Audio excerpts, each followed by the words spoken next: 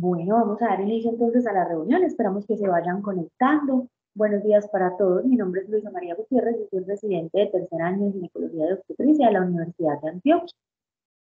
Vamos a empezar entonces con este tema que es neovagina, enagenesia vaginal o síndrome de Mayer-Rokitansky-Creuser-Huygens.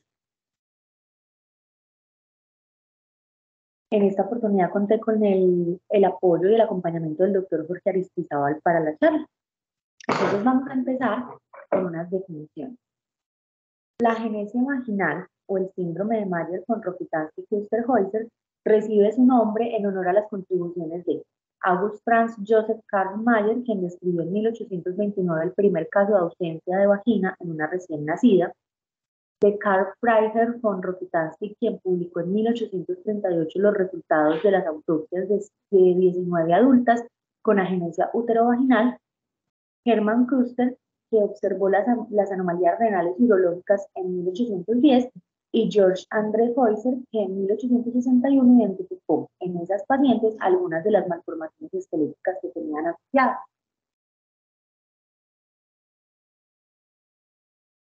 La agenesia vaginal entonces hace parte de las malformaciones mullerianas, que son anormalidades que se originan durante el desarrollo de los conductos paramesonéfricos en la vida embrionaria y se va a caracterizar por fallas en la función de esas estructuras en la línea media cuando se conectan con el seno urogenital.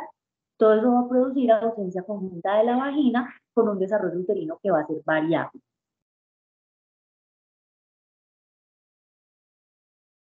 La etiología precisa se desconoce, pero se han realizado estudios genéticos porque se han descrito casos familiares, lo que sugiere que puede estar relacionado con un trastorno hereditario. La mayor parte de esas investigaciones hasta ahora nos apuntan a que tiene una herencia autosómica dominante o una etiología poligénica multifactorial.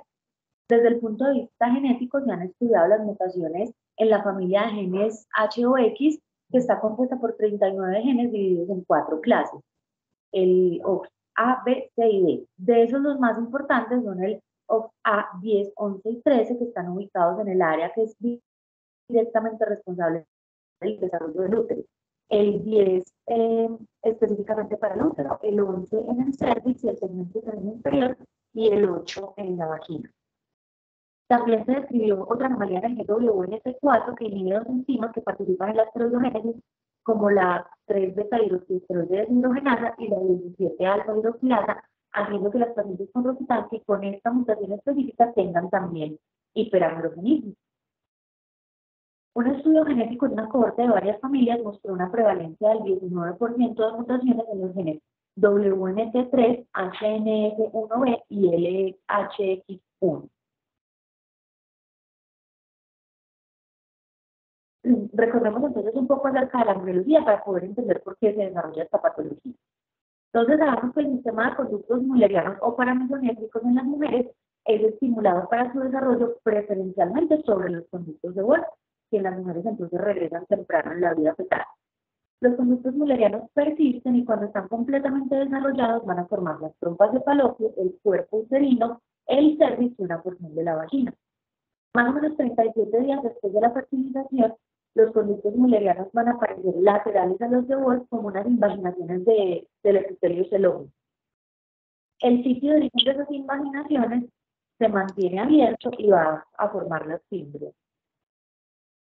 Alguien va a hablar de pronto. El micrófono no encendido. No.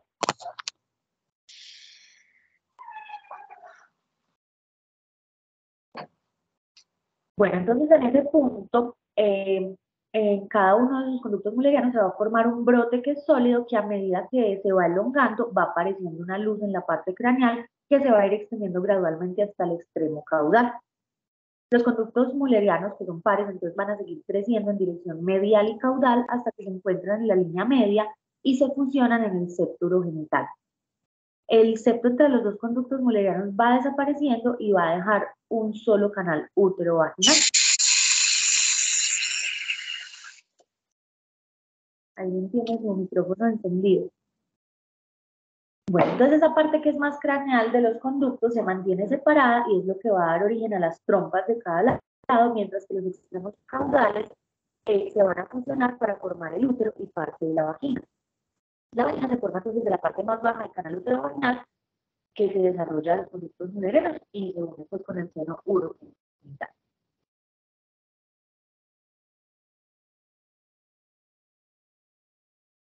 Las malformaciones mullerianas entonces se dan porque el desarrollo del primordio útero-vaginal se va a detener en la octava semana como consecuencia de un desarrollo incompleto de uno de los conductos paramenonéficos.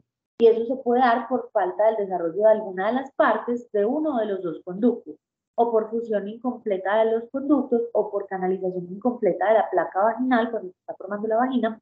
Pero estas dos primeras que están señaladas son las alteraciones que van a llevar específicamente a la agenesia vaginal. Ahora sí, entonces vamos a hablar un poquito de la patología como tal. Entonces, la prevalencia de la agenesia vaginal se ha establecido entre 1 en 4.500 a 5.000 nacidas vivas. Puede ser por aplasia mulleriana.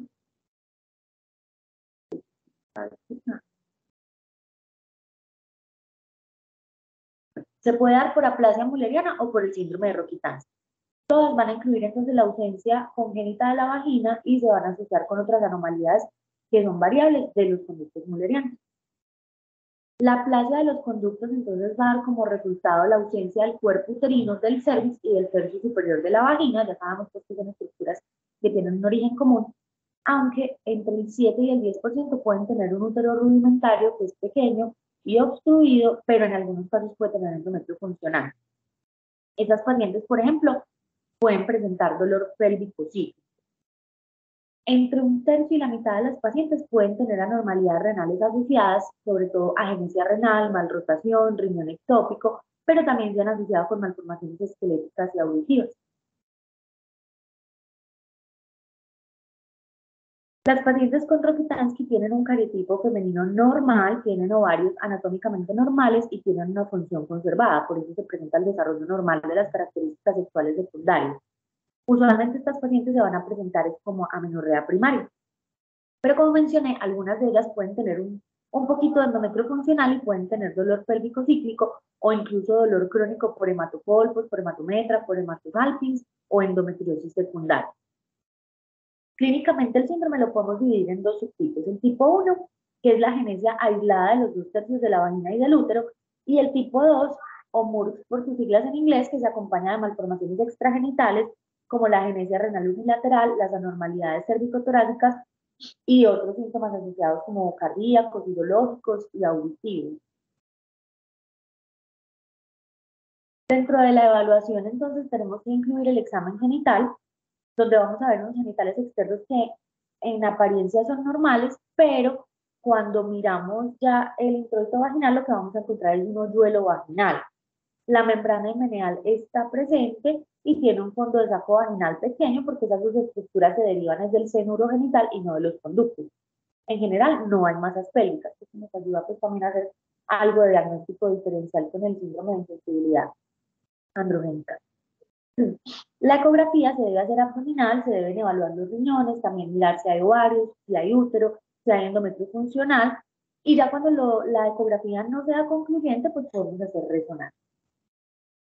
La laparoscopia se utiliza si las imágenes fallan para hacer el diagnóstico específico y cuando ya tenemos el diagnóstico nos va a ayudar a remover las estructuras uterinas que están obstruidas.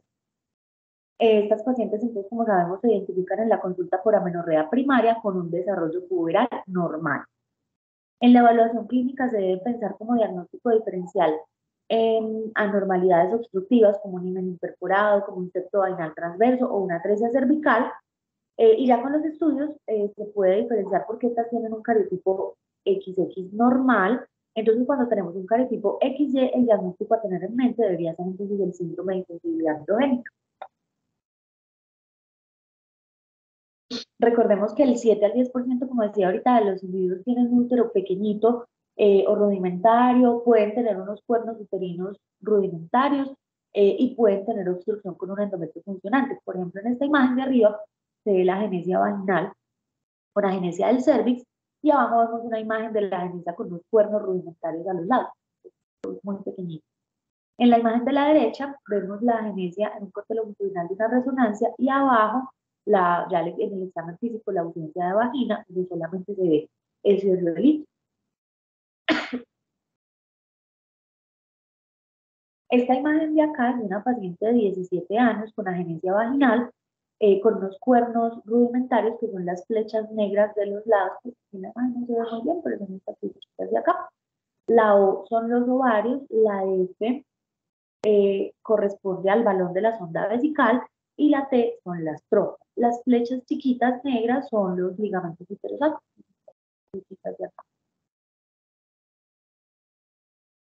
Con respecto al tratamiento, el objetivo entonces es la creación de una neovagina, con la intención pues de que estas pacientes puedan desarrollar pues como una vida sexual lo más normal posible.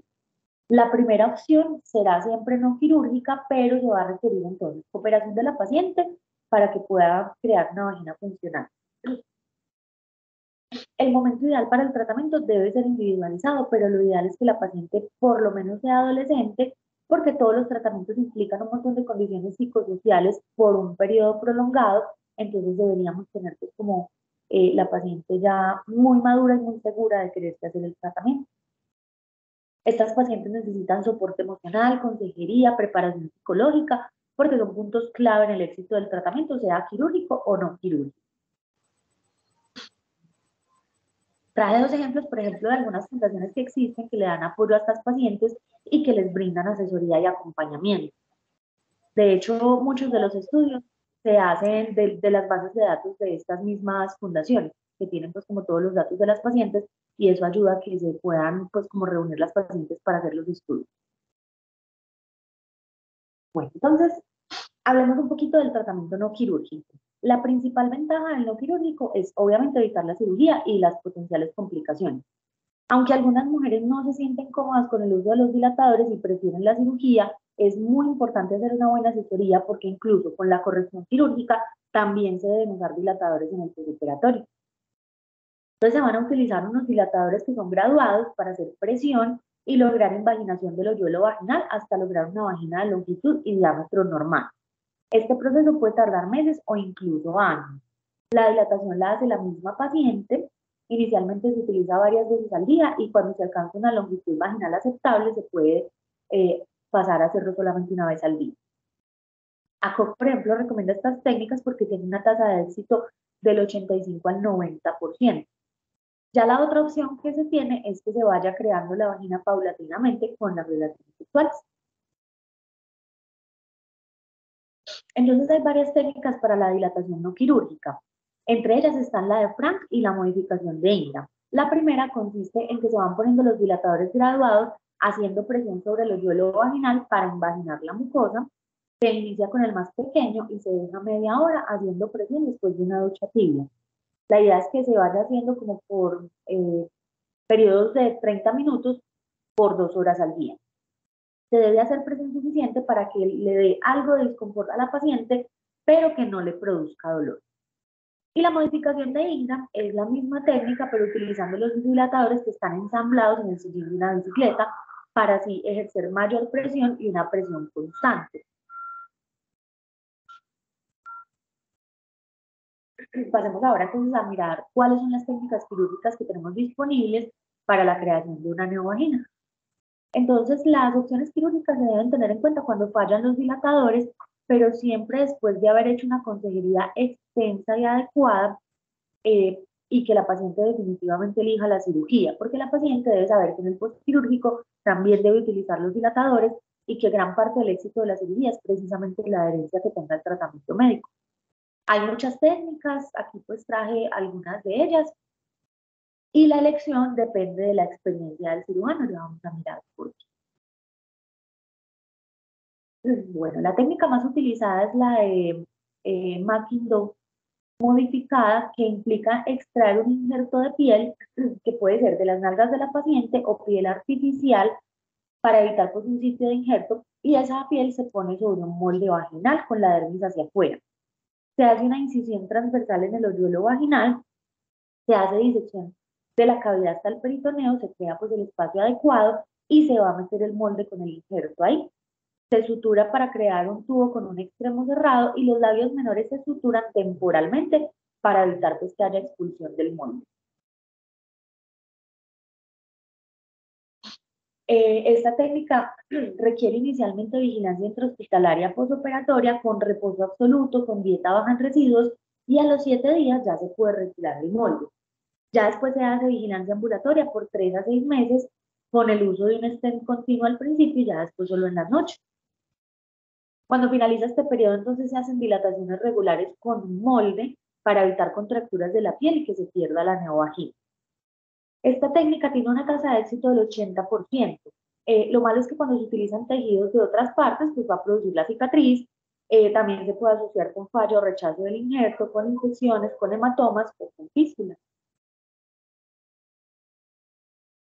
Aquí podemos ver entonces la secuencia de la técnica de Maquindo, que es la incisión transversal, después la disección de una cavidad hasta el peritoneo, se hace el molde con un extremo cerrado y se cubre con la piel que se va a utilizar, ya sea pues el injerto o piel artificial, con la dermis hacia afuera. Algunos autores incluso recomiendan someter esa piel primero al láser para eliminar los vellos. Se introduce el molde y se suturan los labios temporalmente pues para que no se vaya a expulsar, como les decía ahora. El siguiente es el procedimiento de Davidoff, que es una cirugía en 3 etapas, que incluye la disección del espacio recto vesical, la movilización abdominal del peritoneo para crear los fondos de saco vaginales y la unión del peritoneo al introito. Luego se cierra el extremo abdominal de la neovagina con una sutura en bolsa de tabaco. Se puede hacer un abordaje tradicional o por la paroscopia y los estudios han mostrado que los resultados en general son similares. Sin embargo, pues como sabemos, el abordaje asistido por la paroscopia tiene menor tiempo quirúrgico, menos complicaciones intraoperatorias, la estancia hospitalaria más cortica, no tiene cicatrices externas. Eh, y,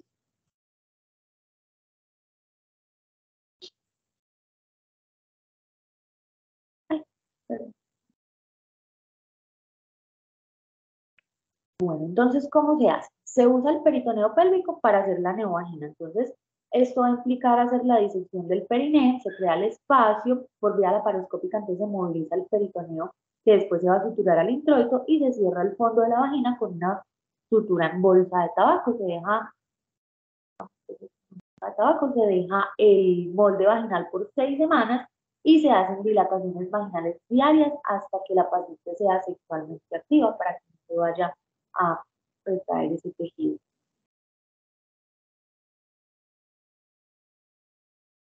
La tercera opción quirúrgica que tenemos es la vaginoplastia. Existen muchas técnicas quirúrgicas para hacerla y con diferentes tejidos. Hoy traje pues como algunas de ellas.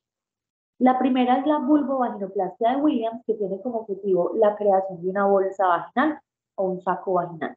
Se hace entonces una incisión en herradura en el periné y se utilizan colgajos de espesor completo de la piel de los labios mayores para crear una bolsa tipo canguro que es horizontal al periné. Después se van a utilizar dilatadores vaginales por 3 a 4 semanas en el postoperatorio. A pesar de que esta técnica pues es más sencilla que la técnica de Mackindor, no se utiliza mucho porque la longitud vaginal que se alcanza es más o menos de 4 a 5 centímetros y el mayor problema es que queda en un ángulo inusual para las relaciones sexuales. Por esa razón, pues se han descrito algunas modificaciones a este procedimiento, sobre todo para solucionar la angulación.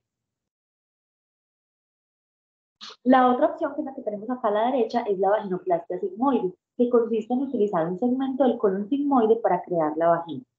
Este procedimiento es más frecuentemente utilizado por cirujanos pediátricos y por urólogos que por los ginecólogos.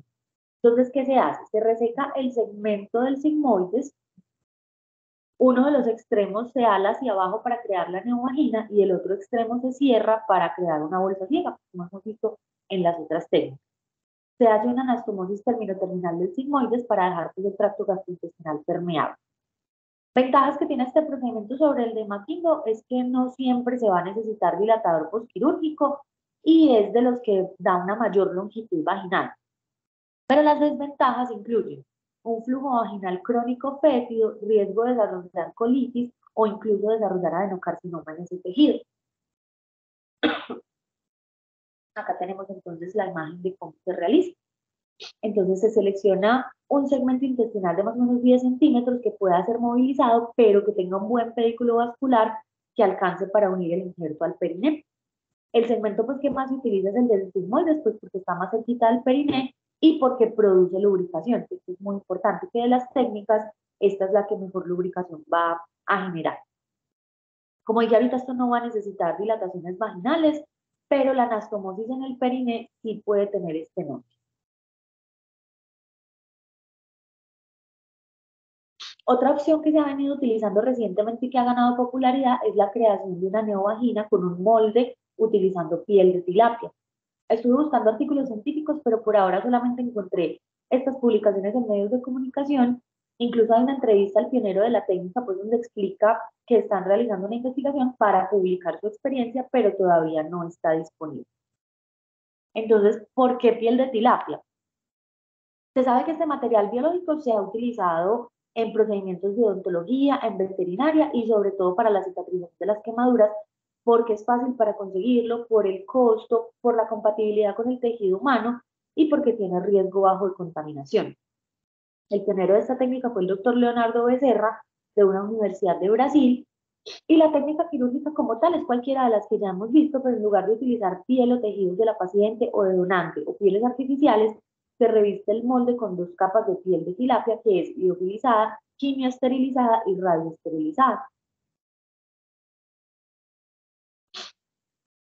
El doctor Becerra, pues que fue el pionero, como les contaba, ha operado con éxito a 18 pacientes que en su mayoría tenían diagnóstico de Rokitansky, pero también incluyeron una paciente con estenosis por radioterapia y a una paciente con una cirugía de reasignación de sexo previa con malos resultados.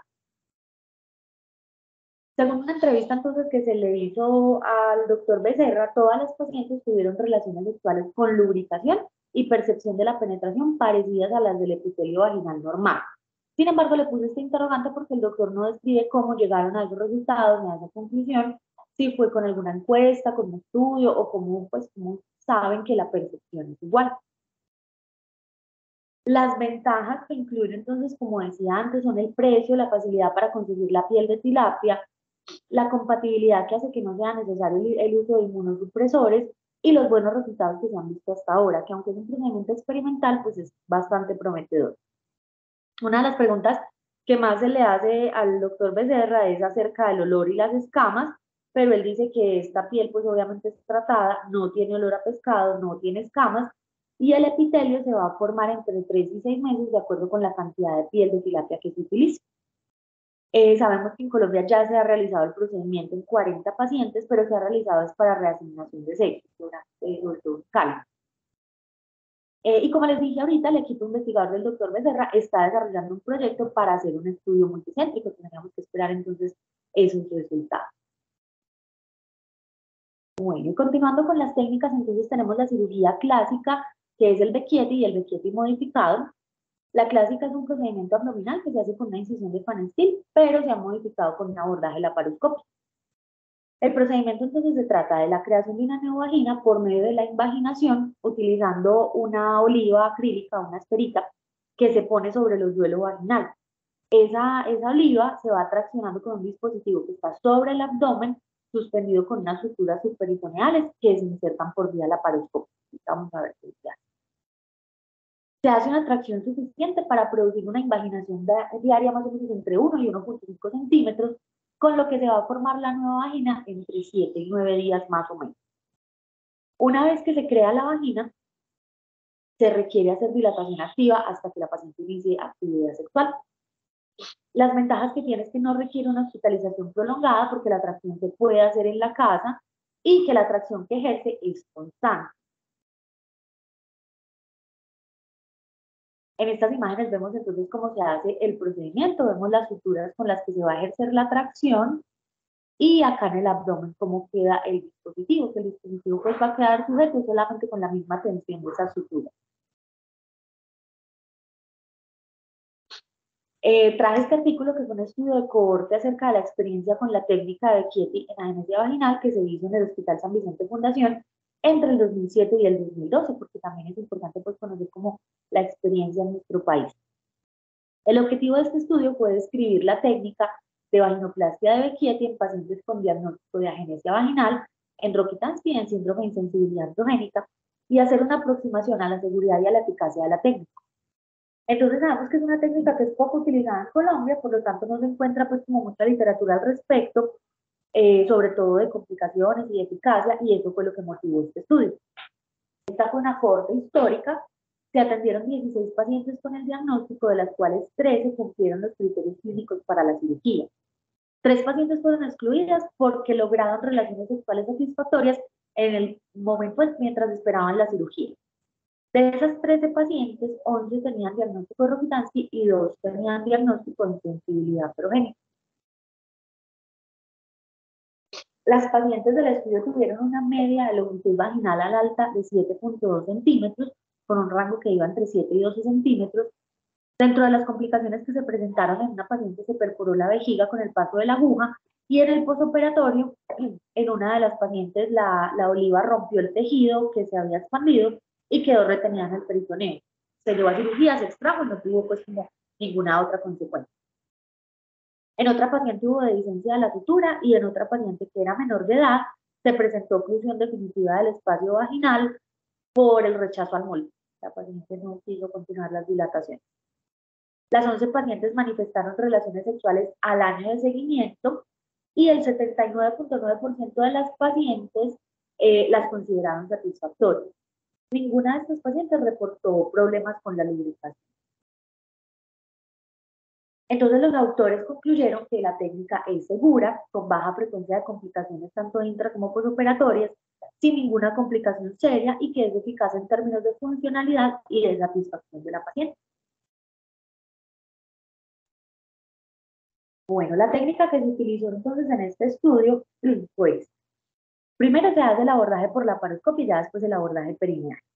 Entonces, con el índice de la mano no dominante en el canal rectal se introduce una aguja en el espacio recto vesical hacia el abdomen, y por medio de la laparoscopia pues se verifica que la aguja salga pues como en ese cordón fibroso que sería el reemplazo del útero, y que no vaya a perforar la vejiga o el recto. Cuando ya tenemos la aguja en la cavidad abdominal, se fija con una pinza que puede ser introducida pues por cualquiera de los puertos de la laparoscopia. Se extrae el mandril de la aguja y se pasan por ella 2 hilos hasta la cavidad abdominal. Ahí ya se reparan con una pinza y se retira la aguja. En el extremo del periné se anuda entonces la oliva o la esferita, que en el estudio pues del Hospital San Vicente utilizaron una esfera de teflón de 22 milímetros. Entonces se anuda con los 2 hilitos, cuidando de dejar suficiente longitud para retirarla pues a los hilitos. Después se recuperan los hilos a través de cada puerto pélvico, uno de cada lado. Aquí vemos cómo salen. Se extraen trayendo el hilo pues en el plano extraperitoneal hasta el orificio en la piel, ahí se reparan y se hace pues el mismo procedimiento al otro lado. Ya el retractor de Becchetti se instala en posición suprapúbica entre esos 2 puertos pélvicos. Acá. Se montan entonces los hilos en ese mecanismo retractor a cada lado y se tensionan. Y se le van a dar vueltas pues las suficientes a ambos lados para que los hilos queden bien templados. Como les he explicado ahorita, el retractor queda sostenido en la pared abdominal por la misma tensión de los hilos a cada lado, y ya la esferita no la vamos a ver. Bueno, entonces ahora, después de revisar las opciones que tenemos de tratamiento quirúrgico y no quirúrgico, entonces, ¿cuál deberíamos elegir? En este cuadro tenemos un resumen de los pros y de los contras de los diferentes métodos de creación de neovagina. Vamos a hacer pues como un resumencito. Ya conocemos las ventajas de la hidratación. De las principales quejas es el tiempo que se demora esta técnica para la creación de una neovagina, y en algunas pacientes el dolor cuando usan los dilatadores. También se han reportado casos de dilatación uretral accidental y de prolapso. En Becchetti ya vimos que tiene como ventaja que usa el mismo epitelio pues normal de la paciente, sin riesgo de adherencias abdominales, que tiene la microbiota normal de la vagina y que bueno, tiene una buena tasa de éxito y de satisfacción. Pero la desventaja es durante la técnica, sobre todo, el riesgo de lesión vesical o rectal. En la técnica de McIndoe, la ventaja es que no hay cirugía abdominal, que se alcanza una buena longitud, pero la desventaja es que se usa un epitelio que no es natural, las implicaciones cosméticas, la infección, el crecimiento de vellos dentro de la vagina, que son pues como las quejas más frecuentes de estas pacientes. La vaginoplastia intestinal Como ventaja les decía ahorita que tiene muy buena lubricación natural y que es la que más longitud vaginal da. Pero como desventaja, pues obviamente está el riesgo de adherencias abdominales. Es pues, un procedimiento muy invasivo que también se asocia con flujo vaginal anormal y ya con las complicaciones propias pues, de la cirugía intestinal y el riesgo de estenosis. En el método de Davidoff hay una longitud vaginal aceptable, pero se pueden generar adherencias, flujo vaginal y riesgo de estenosis. Y ya en la vaginoplastia de Williams, la ventaja es que es un procedimiento simple, que tiene buenos resultados, pero que necesita dilatación a largo plazo. Y lo que les comentaba al principio, que el ángulo de la neovagina no es anatómico y también tiene el riesgo de crecimiento de vellos en la vagina. Bueno, entonces, pues la pregunta que tenemos es cuál de los métodos deberíamos elegir para el tratamiento de estas pacientes. Entonces traje pues como unos artículos representativos a ver si logramos responder esa pregunta. Entonces, aunque hay varios informes pues, que han validado los resultados psicosexuales después de esos procedimientos, solamente 2 estudios han comparado los resultados funcionales de los diferentes procedimientos quirúrgicos y solamente un estudio comparó los resultados funcionales después del método de Frank con las de la vaginoplastia sigmoidea. Realmente pues, tenemos como muy poquita información. Sabemos que el método de Frank pues hasta ahora se recomienda como el enfoque de primera línea por ACOG, pero no se ha establecido un consenso como tal sobre cuál es el mejor tratamiento. Entonces, el objetivo de este estudio fue utilizar un cuestionario estandarizado para evaluar y comparar la satisfacción sexual en una serie que fuera mucho más grande que las que había, que les mencionaba ahorita, que eran una de 5 pacientes y la otra de 2 pacientes, de pacientes entonces con síndrome de Rokitansky después de haber sido llevadas a procedimientos quirúrgicos y no quirúrgicos. Este fue un estudio cross-sectional, inicialmente planteó incluir 91 pacientes, pero solamente 40 respondieron el cuestionario. Estas pacientes se contactaron por medio de la Asociación de Rokitansky y se incluyeron entonces 40 pacientes. 20 que fueron tratadas con el método de Frank, es decir, con los dilatadores, y otras 20 que fueron tratadas con cirugía de vaginoplastia sigmoidea y de Davidoff. Para la sigmoidea fueron 12 y de Davidoff fueron 8 mujeres. La edad media de las mujeres al recibir el cuestionario era de 26 años, con un rango que iba entre los 16 y los 61. El intervalo de tiempo medio de la creación de neovagina y la recepción del cuestionario fue de 7 años, con un rango que iba entre 1 y 44 años.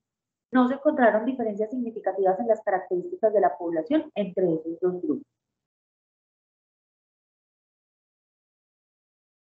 Ellos encontraron entonces, como vemos acá en el puesto, pues el índice que evaluaba el cuestionario, puntajes similares en ambos grupos, como vemos acá en la tablita, pero hay que resaltar que en este estudio ellos no sabían la duración del método de Frank ni la longitud vaginal antes del tratamiento.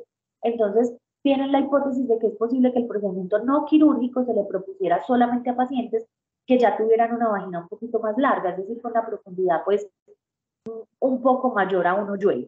Entonces queda pues como ese interrogante porque no podríamos decir si era o no una población homogénea. Al no contar con esos datos de la longitud previa, ellos compararon con otros estudios para ver si tenía alguna relación. Entonces, por ejemplo, en uno de esos estudios se informó que las mujeres que no completaron el curso de Frank tenían una longitud vaginal media más corta cuando empezaron el tratamiento que las que completaron el curso. Otro estudio también encontró que la longitud vaginal inicial era significativamente mayor en pacientes con éxito funcional que en las que tenían falla, con un 0.85 versus un 0.14 centímetros. Esto era pues como, aparentemente pues es como muy poquito, pero realmente sí era significativamente pues mayor la diferencia. Pero por ejemplo, una serie publicada por Robert y sus colaboradores demostró que solamente un hoyuelo de al menos 0.5 centímetros era necesario para el éxito funcional con el método de Frank. Entonces, pues con esos resultados contradictorios en la literatura, es difícil sacar conclusiones sobre si hay un punto de corte mínimo de longitud vaginal al inicio por el que se deba ofrecer abordaje quirúrgico o no quirúrgico. Por lo tanto, entonces, con lo que tenemos hasta ahora, parece ser pues que el método de Frank puede ser propuesto a todas las pacientes con Rokitansky, independiente del tamaño inicial del hoyuelo vaginal. En conclusión, este estudio nos mostró que los resultados sexuales del método no quirúrgico de Frank y de procedimientos quirúrgicos para la creación de neovagina es similar, pero al ser menos invasivo, el método de Frank pues, debería ser propuesto como la primera línea de terapia, como ha sido hasta ahora. Ya en los casos en que haya fracaso o rechazo, pues sí se puede ofrecer la reconstrucción. Como no hay un consenso sobre el tratamiento ideal del síndrome, se justifica realizar un estudio aleatorizado para identificar cuál sería el enfoque óptimo para la creación de la neovagina. Esta revisión del 2014 evaluó los resultados de los diferentes estudios que se habían hecho hasta el momento. Entonces, ¿qué nos mostró? El estudio de Edmonds evaluó 245 mujeres que se sometieron a dilatación vaginal por el método de Frank, es decir, pues dilatación. Se encontró que el 94% de las mujeres pudieron lograr al menos 6 centímetros de longitud vaginal y funcionalidad sexual. Este segundo de acá, el de Borruto, estudió 86 pacientes que se sometieron al procedimiento de Becchetti y 81 de ellas, es decir, el 94%, describieron satisfacción sexual después del procedimiento. El de Gianesi estudió a 28 mujeres que se sometieron al procedimiento de Davidoff y encontraron que 22 de las 28 mujeres reportaron una función sexual adecuada. En general, y comparando con un grupo de control, estas 28 mujeres no mostraron diferencias significativas en la evaluación de la función sexual, pero las mujeres que recibieron el procedimiento de Davidoff sí informaron una menor satisfacción de la lubricación y experimentaron más dolor durante la actividad sexual que el grupo control. En el estudio de Dari, que fue un estudio de 7 mujeres que se sometieron a vaginoplastia sigmoidea, entonces en ella se creó una longitud de neovagina de 11.5 centímetros en promedio, sin disminución de la longitud durante 6 meses. De esas mujeres, solamente 4 eran sexualmente activas y 3 de las 4 reportaron una función sexual adecuada. Las pacientes estaban satisfechas con la longitud y con la lubricación vaginal. Y el estudio de Laus informó una serie de 36 mujeres que se sometieron a vaginoplastia sigmoidea. De esas 30, es decir, el 83%, informaron satisfacción con su procedimiento después de la finalización. Y traje este estudio que me llamó mucho la atención porque describe los métodos que se han utilizado para la creación de neovagina en pacientes que serían llevadas a trasplante uterino. El artículo se publicó en República Checa el año pasado. Se conoce el nacimiento en el 2019 del primer bebé checo después de un trasplante de útero que fue de una donante fallecida, y otro caso también en 2019 de un trasplante de útero de la abuela del recién nacido. El objetivo entonces de este estudio fue describir los métodos comunes de creación de neovagina y su relación con los diferentes aspectos del trasplante uterino posterior, particularmente respecto a la estenosis vaginal post-trasplante, el anastomosis vaginal y el reproductivo. Según los resultados preliminares de los estudios de trasplante, la longitud de la neovagina en las candidatas es un aspecto muy importante para el éxito quirúrgico y reproductivo. Sabemos que en el mundo se han realizado aproximadamente 75 trasplantes de útero, pero no se han realizado ensayos para comparar la idoneidad de los diferentes métodos de creación de una vagina con los resultados quirúrgicos y reproductivos de ese trasplante. Entonces, ¿qué nos informó? Un grupo de investigadores alemanes hicieron la primera revisión sobre este tema, centrada pues, en los criterios anatómicos esenciales para el éxito del trasplante, y esto fue lo que encontraron. Entonces, a las receptoras checas y alemanas de útero trasplantado que tenían Rokitansky, se les creó una vagina con técnicas quirúrgicas, principalmente la de Becchetti, mientras que en otros centros como Cleveland y Dallas en los Estados Unidos, la neovagina se creó exclusivamente por autodilatación. Entonces, en el grupo checo, 10 receptoras con útero trasplantado, de esas 6 mujeres se sometieron a una creación de neovagina con Becchetti asistido por la paroscopia, mientras que otras 3 tenían su propia vagina y solamente una se sometió a creación de neovagina utilizando el método de Ingram. La estenosis clínicamente significativa de la anastomosis se confirmó en el postoperatorio temprano en 4 de las 7 receptoras, pero solamente solamente una receptora con estenosis había creado una neovagina quirúrgicamente, mientras que dos de ellas tenían sus propias vaginas y una pues tenía vagina autodilatada. Según esta experiencia, entonces, en las mujeres checas, ningún tipo específico de vagina es un factor de riesgo para la formación de estenosis vaginal posterior al trasplante. Por eso ellos tienen la hipótesis de que la estenosis de la anastomosis uterovaginal está asociada más con la desproporción entre el cuello uterino grande de la donante y la bóveda vaginal o la neovagina más estrecha de la receptora. En el grupo alemán de receptoras de útero, 3 de las 4 tenían una neovagina creada quirúrgicamente y solamente una por autodilatación. La estenosis post-trasplante de la anastomosis uterovaginal no se reportó por el grupo de los alemanes. Las receptoras de úteros de donantes vivos en el primer ensayo realizado en Suecia habían tenido vaginas creadas de forma no quirúrgica usando el método de Frank y quirúrgicas con el método de injerto de piel, pero sin estenosis temprana del injerto.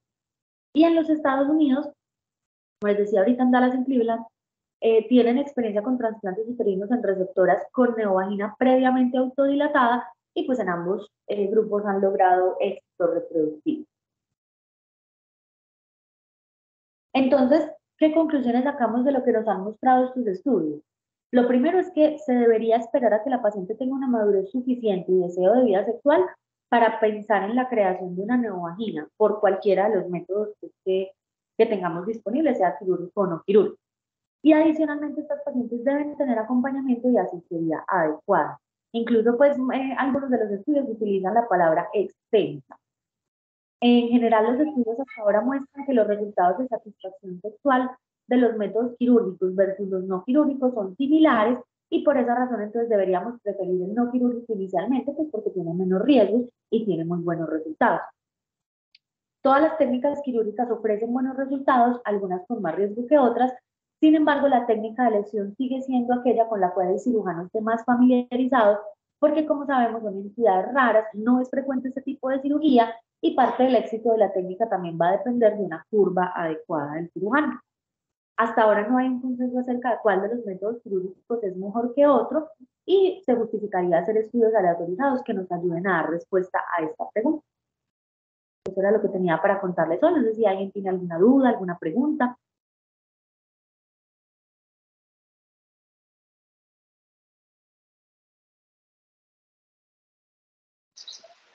Hola Luisa, ¿cómo estás? Hola. Hola Luisa, ¿cómo estás? ¿Me escuchan? Sí, adelante. Luisa.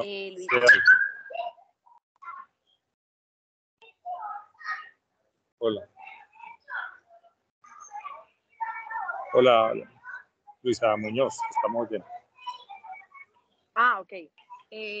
Luisa, la residente. Luisa, no, muchas gracias por la revisión. Digamos que es un tema, digamos, que nos llama la atención y que nos gusta en el sentido de que la facultad y la universidad tiene pues experiencia gracias a que el profe Aristi tiene ya una corte de décadas de seguimiento del manejo quirúrgico de las pacientes con Becchetti. Digamos que una opinión, digamos, muy de grupo, por decirlo así, es que si bien el manejo médico, como expones, digamos que tiene menos riesgos, la viabilidad de la realización y lo que tiene que hacer una mujer diariamente, el tiempo que tiene que gastar para poder generar la dilatación, digamos que hace cuando en la balanza a una mujer se le proponga, digamos que un procedimiento que dura meses, que requiere de un entrenamiento diario, de que si falta algunos días o se toma una semana de vacaciones, el esfuerzo que haya tomado en esa dilatación, digamos que corre el riesgo de perderse, comparado, digamos que con el procedimiento del Becchetti, que cuando se hace por la paroscopia, digamos que es un procedimiento de 1 hora, con una hospitalización de 1 semana y lograr la longitud de la cavidad. Digamos que por lo menos en el medio, ahorita no estamos realizando manejo médico en principio como por eso, por todo lo que implica para la paciente y por el éxito que tiene el Becchetti laparoscópico en riesgo de complicaciones versus el beneficio de que la paciente adquiere la longitud vaginal final a los 7 días de hospitalización y luego lo único que tiene que hacer es ponerse el molde y el molde le da la comodidad que ella se lo pone, pero puede seguir trabajando, yendo a estudiar, en el método de dilatación tiene que buscar dentro del día, pues como los espacios para poder hacer la dilatación. Entonces, digamos que no solamente por la experiencia que se tiene, que el profe Aristi pues ya ha publicado su corte en la revista nacional, sino porque en realidad los resultados son buenos. A mí me llama la atención de los estudios que tú muestras, que cuando uno pues le puede explicar a una paciente las diferentes opciones, si así pudiera la paciente, porque en realidad los centros especializados pues no tienen la oferta de que todos y que la paciente elija, pero digamos que dentro del abanico de opciones, digamos que todo lo que implique injertos, microcirculación, o lo que implique pues seleccionar un segmento de tracto gastrointestinal, ya se va volviendo pues como muy invasivo, y a nuestro modo de ver, digamos que es muy diferente la vagina que se crea por dilatación o por Becchetti que la cavidad que nos toca ver todavía de pacientes que fueron operadas jóvenes, de una mucosa que digamos que tiene una secreción diferente, y por eso mostrabas lo de la lubricación, pues porque hace parte de un tejido pues que no hacía parte del perineo. Pero no, felicitarte por la revisión y la motivación a que la idea es que mantengamos la técnica y sigamos centrándonos con el profe Aristi.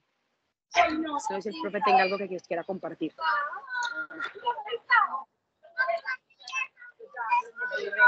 Pues me queda difícil hablar porque estoy en reunión con el niño del colegio, hay mucho ruido, pero gracias a Dios por la presentación, lo que él dice, claro, lo que hacemos, pues, es muy claro. Agregaría que tenemos una experiencia con una paciente a la que le hicimos un Becchetti que posteriormente pues, vivió en el exterior, en Europa, y clasificó para trasplante uterino, pero por razones diferentes administrativas no lo logró, para notar que no todas clasifican dependiendo de la técnica. El Becchetti es una de las técnicas que clasifican para trasplante uterino. Esta paciente finalmente pues, tuvo esta pareja